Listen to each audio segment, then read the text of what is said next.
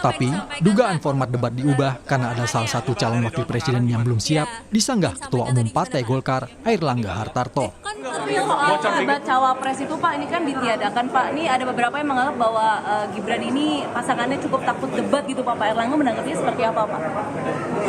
Parah Pak. Kalau udah ikut pemilu mana ada yang ditakuti? Termasuk soal debat atau isu soal demokrasi itu ada yang takut ya Pak? Isu demokrasi kan pemilu itu bagian dari demokrasi. Karena ikut demokrasi ya biasa saja. Partai Golkar, Partai Amanat Nasional, Partai Demokrat bersama Gerindra menyokong Prabowo Gibran sebagai pasangan Capres-Cawapres dengan nomor urut 2. Jadwal panggung debat pertama sudah disiapkan 12 Desember mendatang. Selanjutnya digelar 4 Februari 2024, 10 hari sebelum pencoblosan yang bertepatan dengan Hari Kasih Sayang atau Valentine Day 14 Februari 2024. Tapi, penampilan para cawapres yang penuh spontanitas sekaligus persiapan matang bisa jadi hilang bila harus didampingi para capres yang bisa ikut menimpali. Tim Liputan, Kompas TV.